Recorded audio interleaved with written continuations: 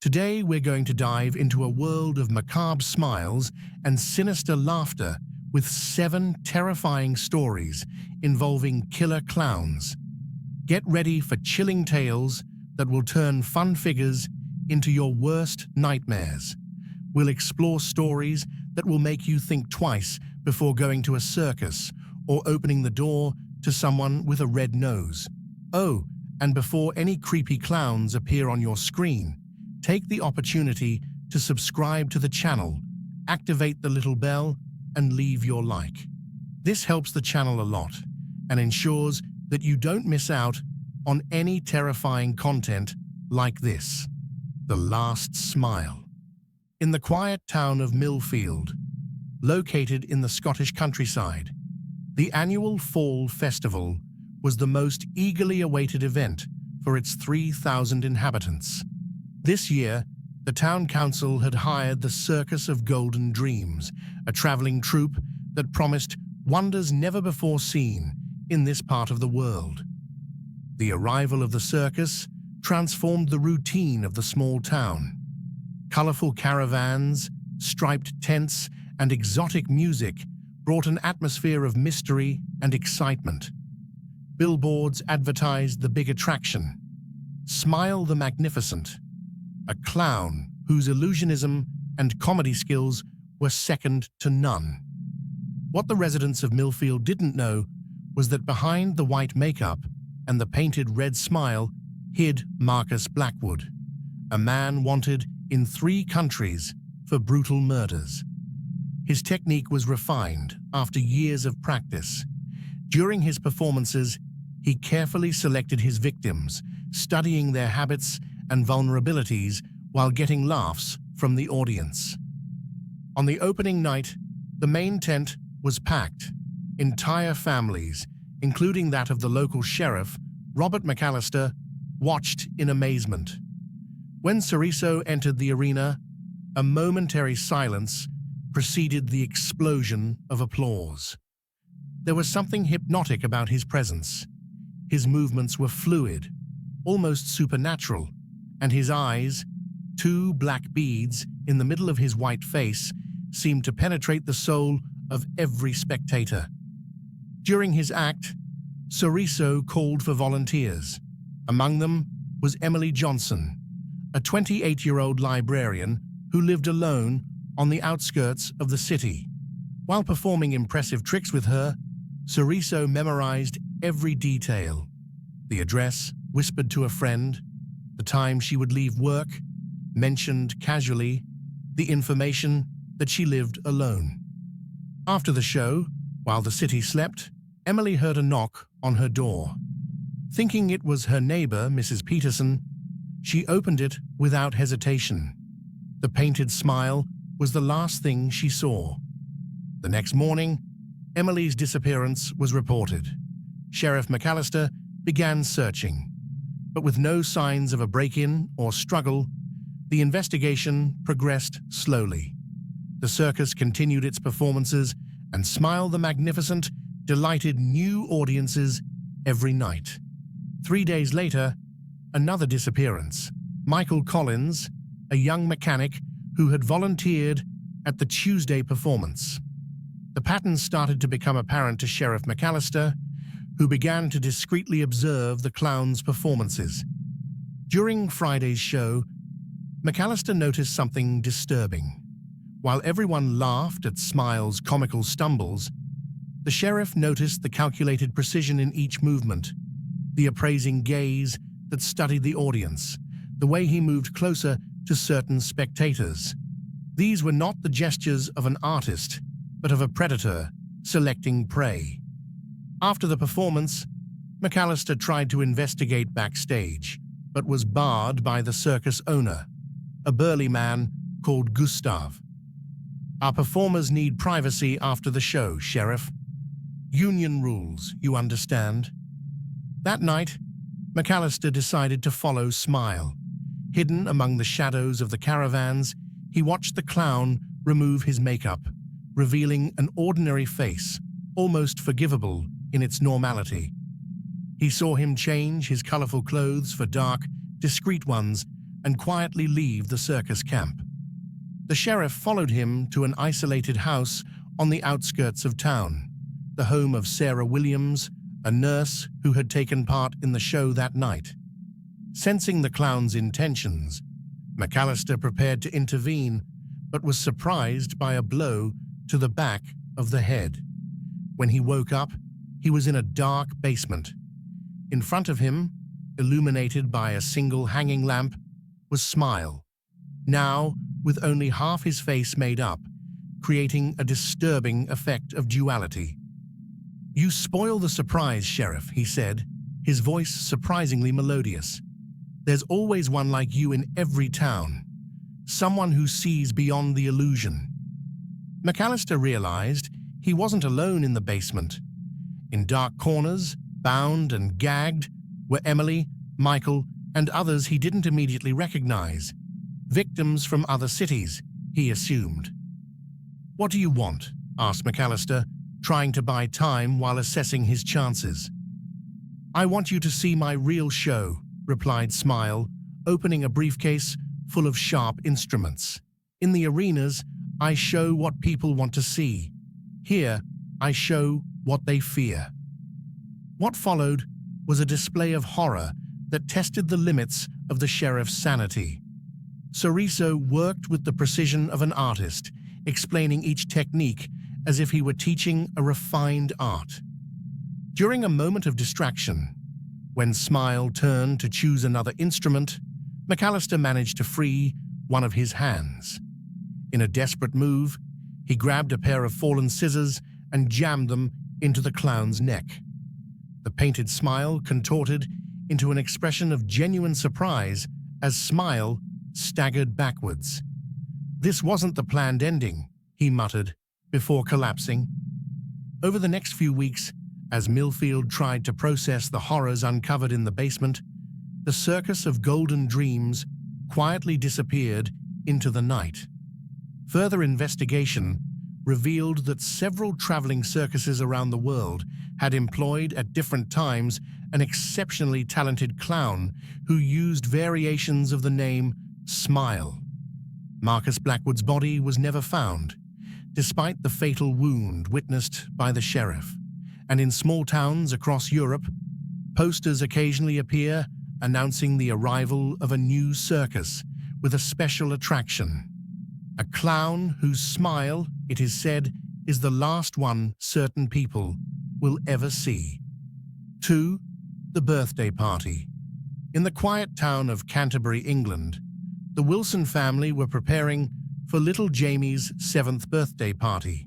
Sarah Wilson, determined to make this celebration unforgettable for her only son, had planned every detail meticulously.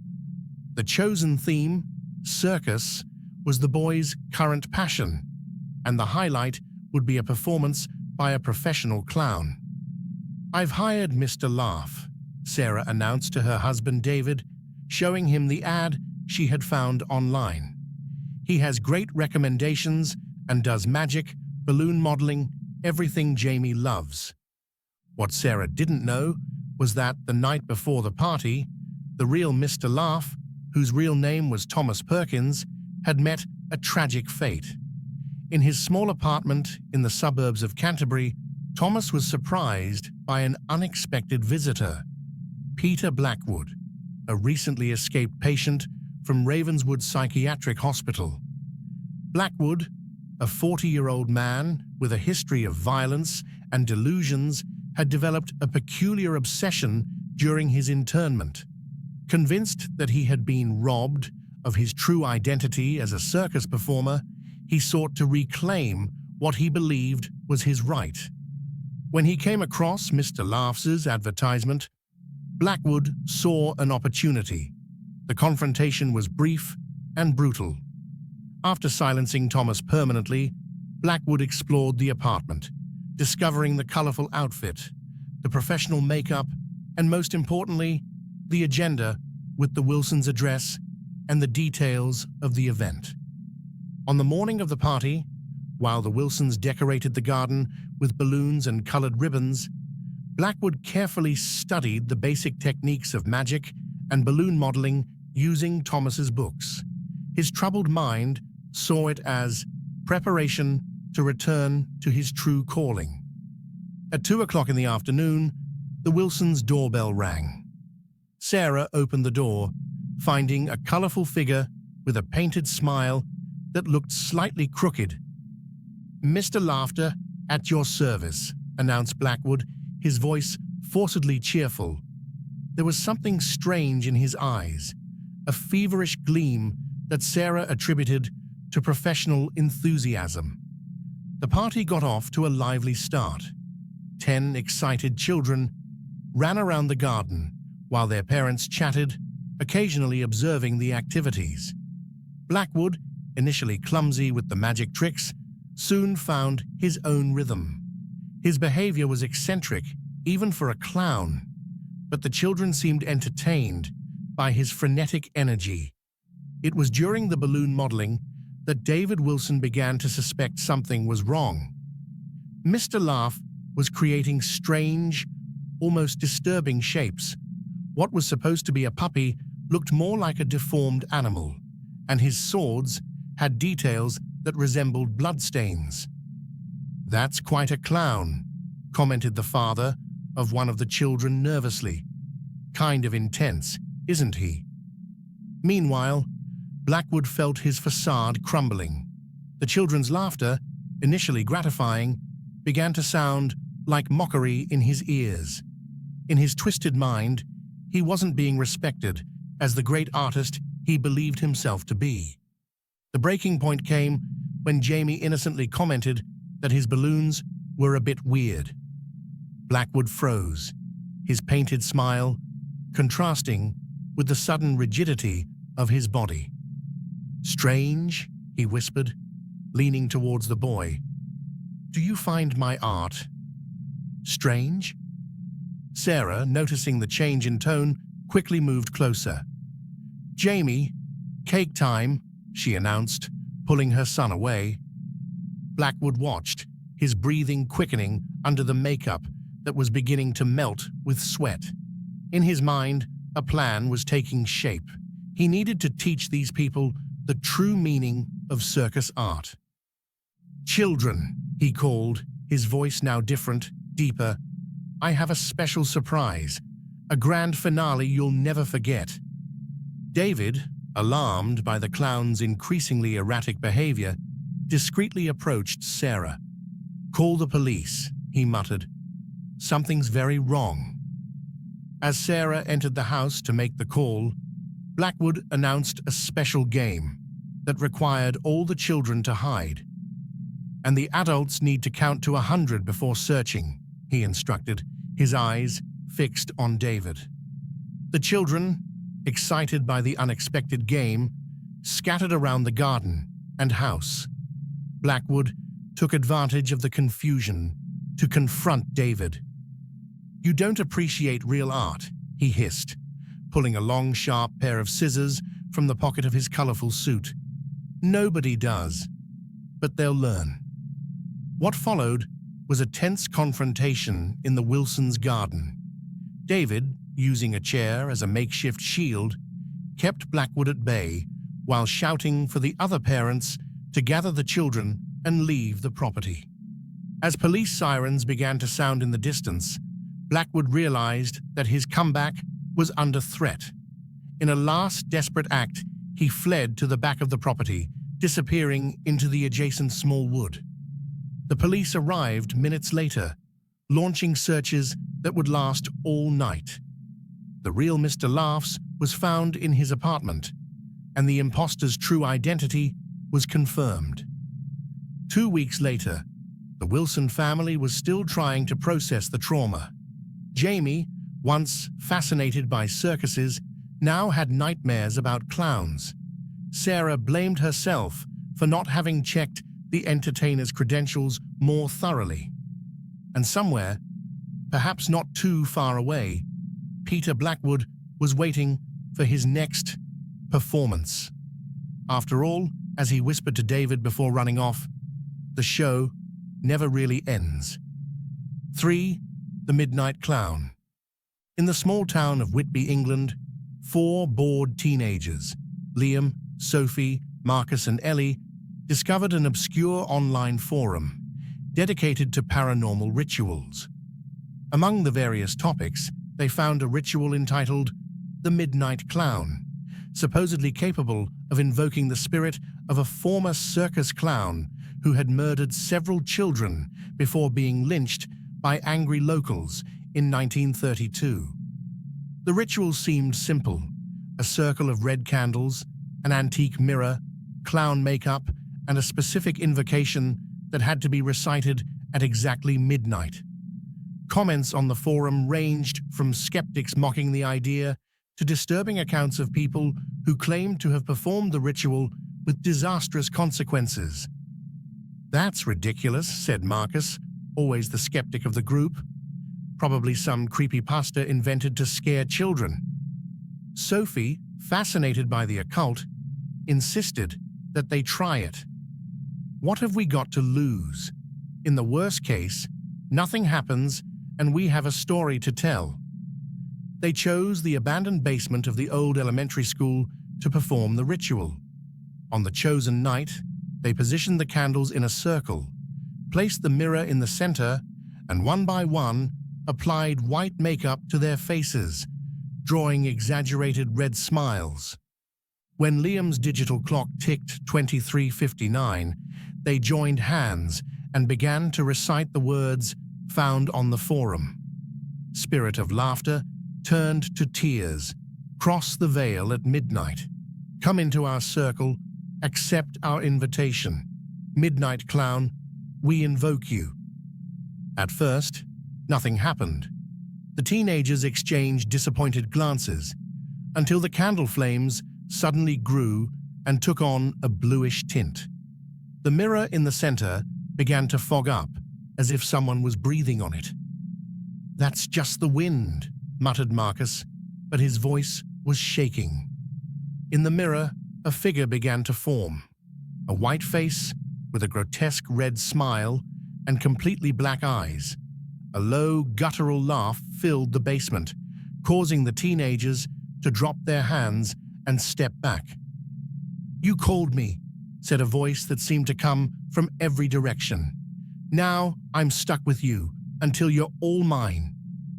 Terrified, the teenagers fled the basement, convinced that they had made a terrible mistake. The following night, at exactly midnight, Ellie woke up to the sound of laughter coming from her closet. When the door slowly opened, the last thing she saw was a white face with a red smile approaching. The next morning, Ellie had disappeared without a trace. The police began searching, but found no clues, no sign of a break-in, no evidence of a struggle. The three remaining friends, tormented by guilt and fear, confessed to each other that they had also heard laughter at midnight, but were too terrified to investigate. "We need to undo this," insisted Sophie, frantically searching the same forum. "There must be some way of sending this thing back." Meanwhile, the Midnight Clown watched, waiting patiently for the next moment of darkness to claim its next victim. Each night, at exactly midnight, he would appear to one of them, his macabre laughter announcing his arrival, until the last of the summoners had been taken. The town of Whitby would soon be rocked by a series of unexplained disappearances, while the Midnight Clown would continue his macabre harvest, one victim at a time, always at midnight, a grim reminder that some portals, once opened, cannot easily be closed. What's up, guys? The killer clown stories are chilling so far, aren't they?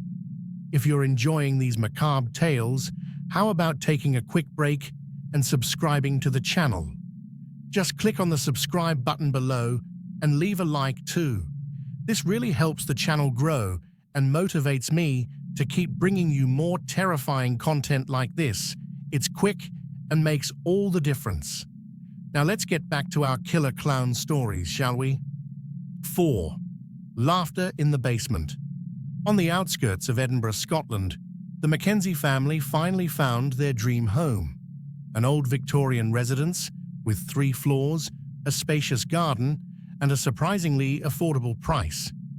Robert, a university lecturer, his wife Claire, a children's book illustrator, and their 2 children, Emma, 12, and little Oliver, 7, were excited about their new start after years of living in a cramped apartment in the city centre. "It's perfect," said Claire as they unpacked the first boxes. "We just need a good clean and some repairs." The house had remained empty for almost a decade, and the estate agent had mentioned vaguely that the previous owner had passed away with no heirs. What he didn't reveal was that the property had a dark history that the locals preferred not to comment on. In the first week, while exploring every corner of the new home, Oliver discovered a narrow door under the stairs that led to a basement not mentioned in the house documents. Robert descended the creaky steps, finding a large, dusty space that looked as if it hadn't been visited in decades. "Look how much extra space," he exclaimed, already imagining turning the place into an additional living room. While Robert examined the walls for signs of infiltration, Oliver found something in the darkest corner of the basement. An old wooden toy box carved with circus motifs. Inside it, among little lead soldiers and old carts, was a clown doll with a porcelain face, a faded, colorful costume, and a painted smile that seemed strangely out of place. "Can I have it, Daddy?" asked Oliver, already hugging the doll. Claire hesitated, finding the toy rather disturbing, but Robert shrugged. "Sure, it looks old, but it's in good condition. Let's clean it up first." What the Mackenzie family didn't know was that the doll had a terrible history. 50 years earlier, Edinburgh had been terrorized by a serial killer known as the Laughing Clown. Malcolm Blackwood, a seemingly ordinary man who worked as an accountant during the day, wore clown makeup to break into homes at night and torture his victims, always leaving a macabre smile painted on their faces. When he was finally caught, Blackwood had claimed 13 victims. Before his execution, he performed a dark ritual, transferring his essence into his most precious object, a clown doll that had belonged to his childhood, the same doll that was now in Oliver's arms. The first few nights in their new home, Claire began to hear strange sounds coming from Oliver's room, muffled laughter that didn't belong to her son. When asked, the boy said it was just laughter, the name he had given his new friend. "He tells jokes when we're alone," Oliver explained naturally, "but there are secrets." Emma also noticed changes in her brother's behavior. He would draw disturbing scenes of people with exaggerated smiles and red spots, and sometimes she would catch him talking to the doll in a low voice, as if they were planning something. One night, Claire woke up startled.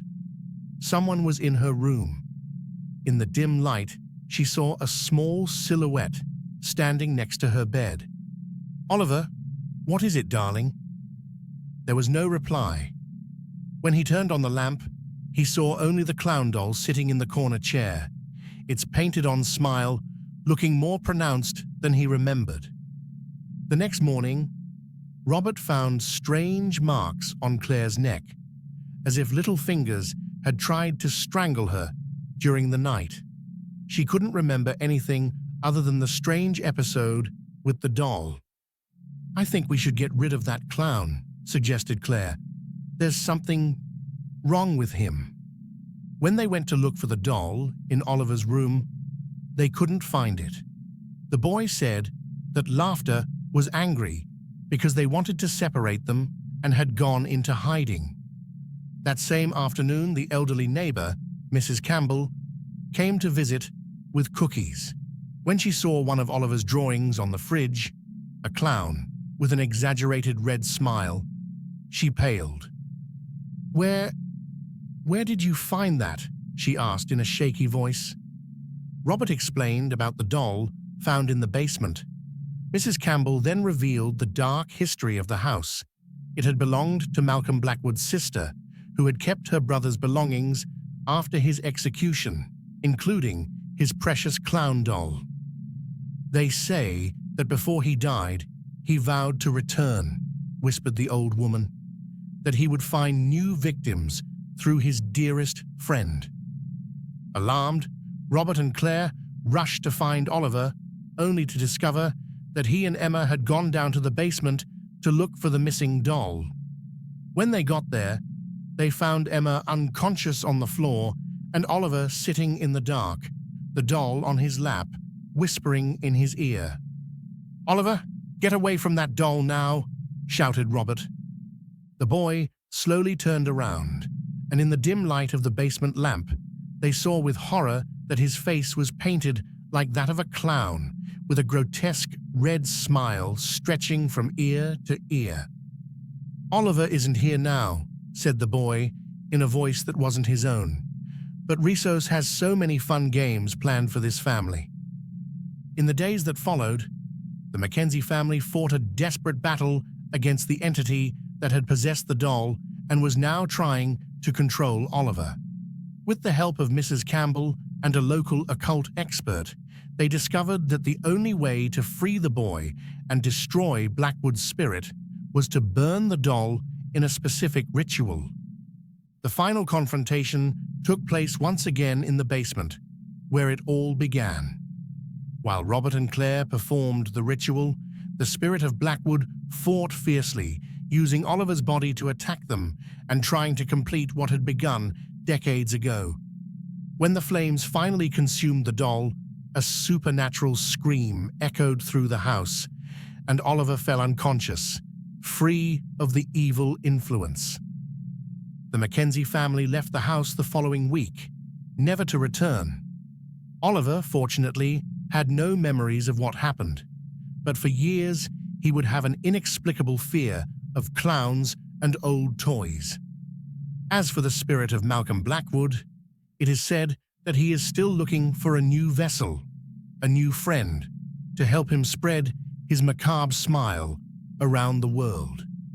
And in the dark basements of old houses sometimes, if you listen carefully, you might hear a low, sinister laugh, waiting patiently for its next victim. Fifth Circus of the Damned. In the small town of Millfield, located in the Scottish countryside, there was a legend about the old Vermilion Circus. Abandoned for over 70 years, its rusting structures and torn tents stood as a grim monument to a past the locals would rather forget. The circus's real history, rarely mentioned, was macabre. In the 1940s, it was discovered that Vermilion's troupe of clowns was made up of escaped criminals. 6 convicted murderers had found refuge under the makeup and colorful costumes, continuing their crimes in the towns they passed through. When they were finally discovered in Millfield, justice was swift and brutal. They were all hanged on the circus premises.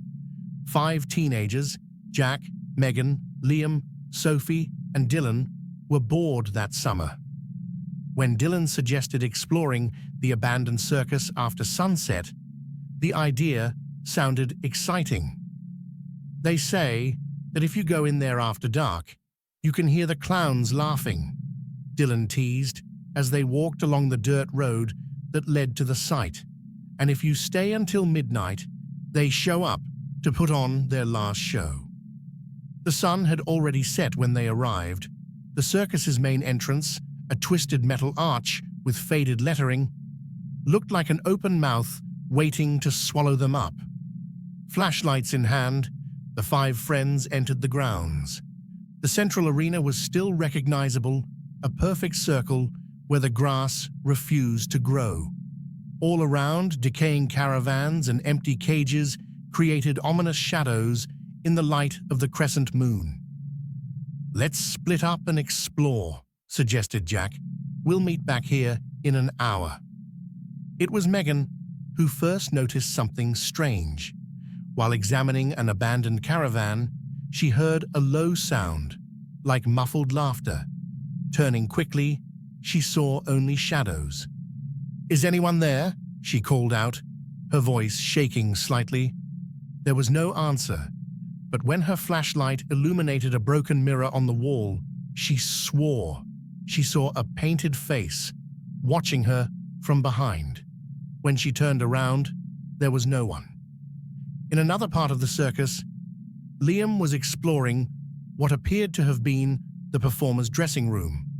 Old open trunks revealed dusty costumes and, in one corner, a makeup box with faded colors. He picked up an old brush and immediately felt a cold chill run down his spine. Behind him, a cracked mirror reflected not his face, but that of a clown with empty eyes and a grotesque smile. Liam dropped his brush and ran. In the center of the circus, Dylan found something disturbing: 6 hanging ropes, hanging from an old support pole. They looked new, not weathered like everything else around them. When Sophie's watch struck 11 p.m., the 5 friends gathered in the arena, all with disturbing stories to share. "We need to leave," insisted Megan. "There's something wrong here." But when they tried to leave the same way they came in, they found only a solid wall where there had once been a passage. All the exits seemed to have disappeared. It was then that the lights came on. Old light bulbs that weren't supposed to work illuminated the arena with a sickly yellow glow. Distorted carousel music began to play. "Welcome, welcome," announced a hoarse, excited voice. "The show is about to begin." 6 figures emerged from the shadows, clowns with faded makeup and stained costumes. Their faces, although smiling, had a cadaverous quality, and their eyes were as empty as dolls.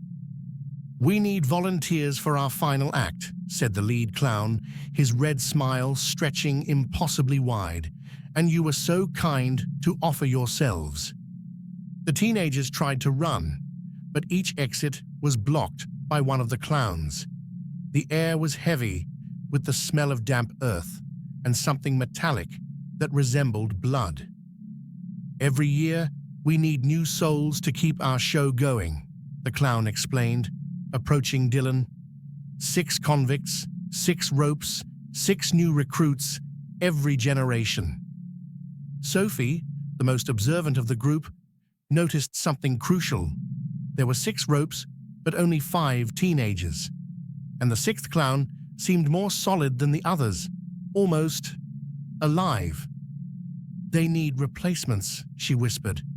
"One of us will become one of them, and the others—" She didn't need to finish the sentence.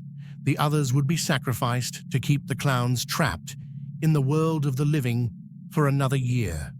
What followed was a desperate struggle for survival. The 5 friends, using whatever they could find along the way, wooden stakes, pieces of metal, even the old makeup that seemed to burn the clowns when thrown at them, tried to resist. In the confusion, Jack managed to knock over one of the old lamps, starting a fire that quickly spread to the dry structures of the circus. The flames seemed to affect the clowns, who retreated hissing like wounded animals. "Run to the center," shouted Sophie, realizing that the fire was clearing a path. 4 teenagers managed to escape through the flames, running desperately away from the burning circus. Only when they reached the main road did they realize that Dylan wasn't with them. Looking back, they saw the silhouette of the circus consumed by fire against the night sky. And for a moment, everyone swore they saw 7 figures, no longer 6, watching them from the arched entrance, before the flames engulfed everything. The next morning, firefighters found the charred remains of the circus, but no bodies were recovered. The teenagers' story about undead clowns was attributed to panic and possibly recreational drugs. But in the town of Millfield, new stories began to circulate. about a ghost circus that appears once a year, always in a different location. A circus where 7 clowns wait for new volunteers for their final act. 6. The Cursed Inheritance. In the city of Manchester, England, James Blackwood received the news of his Uncle Harold's death with mixed feelings. Although they weren't close, Harold was his only living relative, and James couldn't help but feel a twinge of sadness. What he hadn't expected was the inheritance, a Victorian apartment in the city centre, and more strangely, a vast collection of porcelain clowns that his uncle had amassed over the decades. He specifically insisted that the collection should remain intact, explained the lawyer, handing him the keys. Apparently, it was very important to him. James, a 35-year-old university lecturer, had no particular interest in clowns, but would respect his uncle's wishes. When he entered the apartment for the first time, he was greeted by hundreds of glassy eyes and painted-on smiles. Clowns of all sizes and styles occupied shelves, showcases, and tables, some antique, some modern, all disturbingly detailed. "What a bizarre obsession," he muttered to himself as he explored the place. That first night in the apartment, James had a disturbing dream. He was in a dark room, watching through someone else's eyes, as hands, which appeared to be his own, but weren't, strangled a young woman. He woke up in a cold sweat, his heart racing. Over the next few days, the dreams continued, each time more vivid and violent. In each one, he was the aggressor, attacking different victims in different scenarios. The most disturbing thing was the feeling of pleasure that accompanied the brutal acts, an emotion that didn't belong to James, but which he felt as if it were his own. During the day, he began to notice strange things. The clowns seemed to change position when he wasn't looking. Sometimes, when he entered a room, he had the impression that they had just frozen in their positions, like children playing statue. One evening, while organizing some of his uncle's documents, James found a locked box under the floorboards of the office. Inside were yellowed newspaper clippings, news stories about unsolved murders that took place in Manchester in the 1980s and 1990s. All the victims were young women, strangled. Next to the clippings, he found a diary bound in red leather. The pages were filled with Harold's meticulous handwriting, detailing each murder with clinical precision and disturbing enthusiasm. The last entry, dated just a week before his death, read, "My body is failing, but I have found a way. The ritual will work. I will divide my essence among my precious clowns. They will keep me alive. And when my nephew comes, as I know he will, I will complete my masterpiece through him." James dropped the diary, horrified. His uncle wasn't just an eccentric collector. He was a serial killer who somehow planned to continue his crimes even after death. That night, the dreams were more intense. James woke up in the middle of the living room, unable to remember how he had got there. He was surrounded by the clowns, who seemed to be watching him with a malevolent intensity. One of them, a Victorian clown in a red and white costume, had a dark spot at the corner of his mouth that James was sure hadn't been there before. Determined to get rid of the cursed collection, James started packing up the clowns the next morning. That's when he noticed that his fingers were stained red, not paint, but dried blood. On the local news, a report about the disappearance of a young woman the night before made his stomach sink. "No," he whispered, "it's not possible." But the evidence was undeniable. On his cell phone, photos he didn't remember taking showed the missing woman, terrified, in a place he recognized as the basement of the building. With growing horror, James realized that he was losing control of himself. During the day, he was himself, but at night, Harold's influence took over. The clowns were conduits, channels through which his dead uncle was gradually possessing him. Desperate, James tried to destroy the collection. He smashed one of the clowns with a hammer, only to feel a stabbing pain in his own body. Each destroyed doll seemed to hurt a part of him too. His uncle had created a symbiotic connection. Frantically researching, James discovered that he would need to perform a counter-ritual to break the bond. He would need specific items and perform the ceremony at exactly midnight, when Harold's influence would be at its strongest. On the chosen night, James prepared everything as instructed. As the clock approached midnight, the clowns began to vibrate on their shelves. Whispering voices filled the apartment, and James felt his consciousness being pushed to the back of his mind. "You're mine now," said a voice that was and wasn't his own. "My legacy will continue." With a final effort of will, James completed the ritual, pouring a mixture of herbs and his own blood over his uncle's diary. A wave of energy swept through the apartment, and the clowns began to crack one after the other. James passed out, and when he woke up hours later, he found the collection reduced to shards. The silence in the apartment was deafening. The presences that had haunted him seemed to have disappeared. In the following months, James sold the apartment and donated the money to institutions that support victims of violence. He moved to another city, determined to leave the past behind.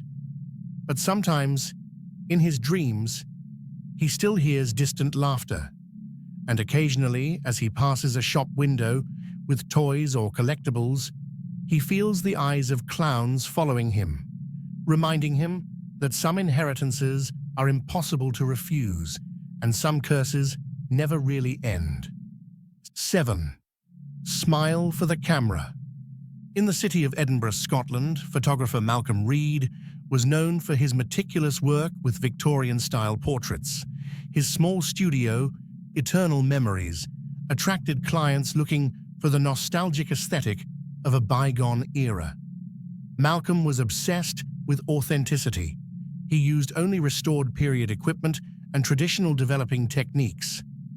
During an estate auction in the suburb of Leith, Malcolm found the item that would change his life: a Thornton Pickard bellows camera from 1897, surprisingly well preserved.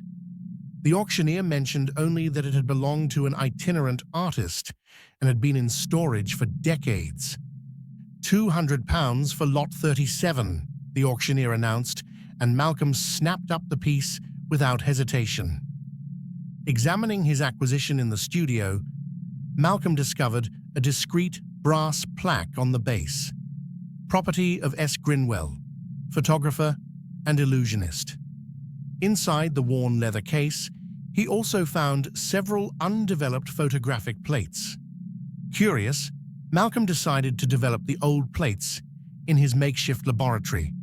The images that emerged were disturbing.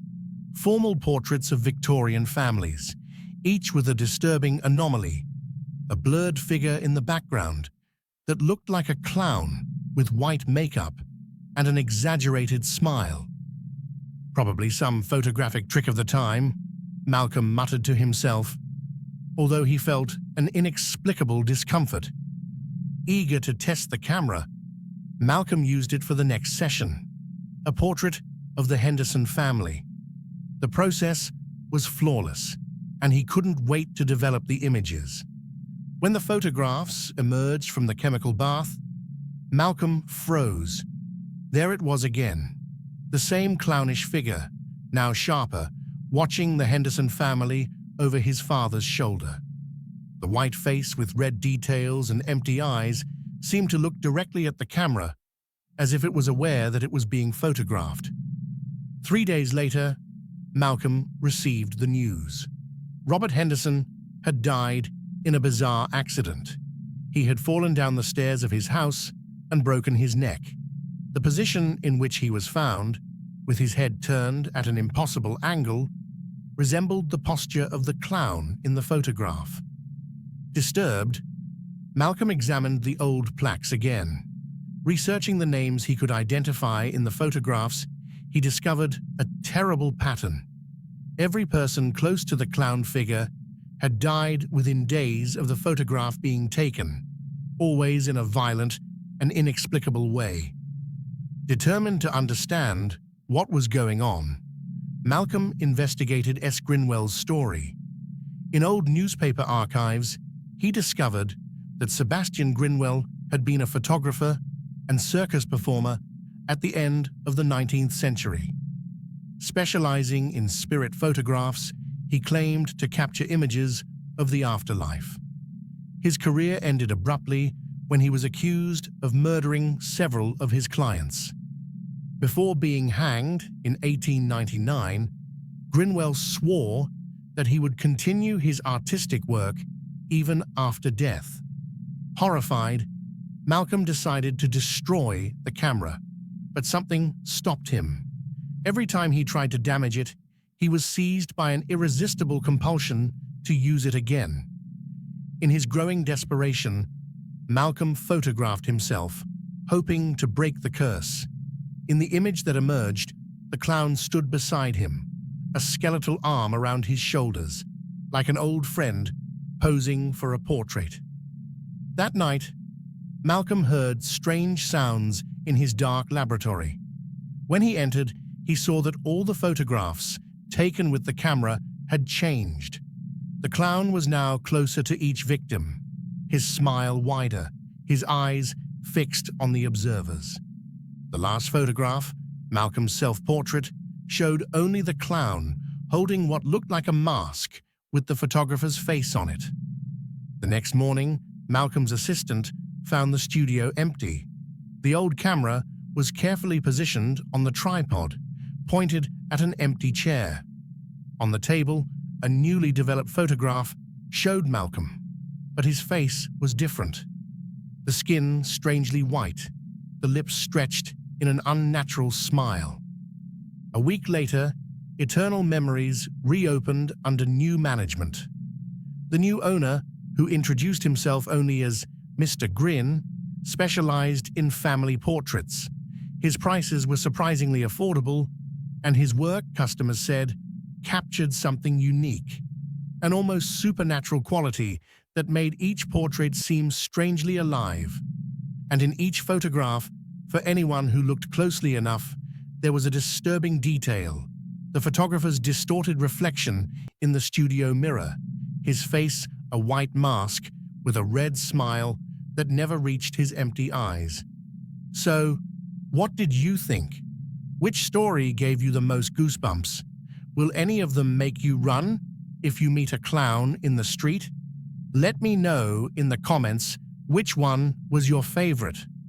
If you enjoyed this dive into the terrifying world of killer clowns, don't forget to leave a like. It really helps the channel grow and motivates me to keep bringing you more scary content like this. And if you're not subscribed yet, take the opportunity to subscribe now and activate the little bell. See you in the next video. If we survive the clowns, of course. See you soon.